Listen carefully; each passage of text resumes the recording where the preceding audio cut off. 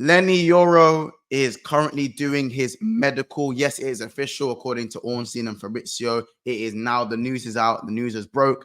Leny Yoro is currently doing his medical in Manchester and finalizing the final deals to sign for Manchester United over Real Madrid, who, yes, was his initial preference, but Real Madrid are reportedly unwilling to meet the valuation that Lille value Euro at. Manchester United have pushed hard and done what they've done to turn the player's head, and it's looking like they're going to be successful in doing that. Liverpool also are one of the teams who stepped away quite early on in the deal, as they thought turning the head of the 18-year-old wasn't going to be possible. But it has been done by Manchester United without Champions League football. Listen, if you want to hear more news and more stuff, and tune in and just be part of the Big Six Fans family, make sure you do hit that subscribe button and drop a comment below on what you think about this signing. Listen, it's mad, isn't it? I'm not gonna lie, it's a bit mad. Fuck, it's a bit mad. It's a bit mad. What I would say is that, listen, I have to give my props to Manchester United, man. They don't even have Champions League football, and they are moving like a big club. Yes, people are going to say what they want about the signing. Me, I have my opinions. I already made a video 3 weeks ago. You guys can look back at it. I think that Leny Yoro is a good defender, but I don't think he's better than what Liverpool have in Jarrell Kwanzaa. But I still would have liked to see him in a Liverpool shirt, of course, especially if anything else could have been done. And the news actually broke just now. Ornstein has just tweeted that Leny Yoro's medical is now taking place as we speak. Once done today, Manchester United contract will be signed. 5-year deal plus option to be extended by 12 months. The 18-year-old decided last month to accept the move. Manchester United from Manchester United to Lille for a maximum of 70 million euros. That is Ornstein. I'm reading that right now off my phone from Ornstein right there. He has tweeted this literally about 5 seconds ago. So there you go. There's the news. 70 million euros, 150k a week, I believe, is his salary. I want to know what you guys think about the signing, but I'm just going to say my piece. Listen, with signings these days, there's a lot of risk to it. I think a lot of people are saying 18 years of age, 70 million euros. Now, again, I'll look at this from both ways. Manchester United, regardless of whether you think the player is good or not, Ineos right now are moving like a big club. Again, they're moving the right way. Now, not in terms of the player itself. I'm talking about being active, getting things over the line, getting things done early, being forward thinking, not passive and last minute like what we've seen in so many other windows under the Glazers. Xerxes is a good player, and they've got him for a very good price of 32 million. They're letting Greenwood go, so therefore they've got excess money for signing like Leny Yoro. So it's not going to be as expensive as people think.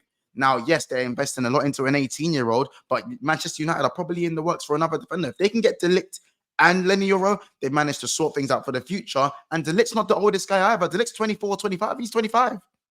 De Ligt has got plenty of time to turn his career around. And a Premier League move to a team like Manchester United, where he probably will walk into the starting lineup and probably partner Lissandro, or at least be competing with Leny Yoro, who will be able to play Europa League and a good number of Premier League games. This is something that's going to be very, very advantageous for United, just to have a plethora of centre-backs again to choose from. Because last season, Casemiro was in the back because they had injuries. Lissandro was out for the season. Varane was on the bench. There were issues with the manager. Varane's now gone. You know what I'm saying?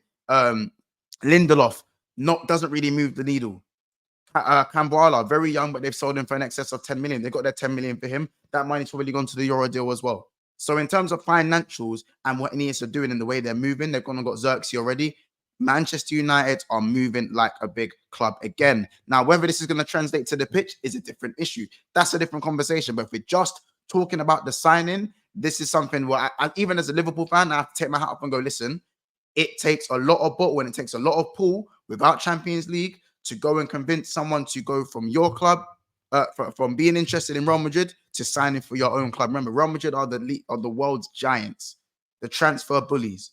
I'm not saying Manchester United bullied Real Madrid, but they managed to turn his head, which is a big, big statement. Regardless of what you think of the player, if any team turns the player's head from signing, from trying to sign whose initial choice was only Real Madrid, that is a massive, massive, massive statement.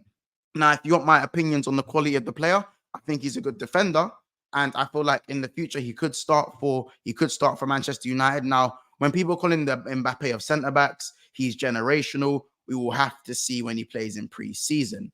But for Liverpool, from a Liverpool fan's perspective, I think he's probably on the same level as a Jarrell Kwanzaa, who I rate very highly, by the way, very, very highly. So I feel like maybe that would have stunted the growth towards a Jarrell Kwanzaa.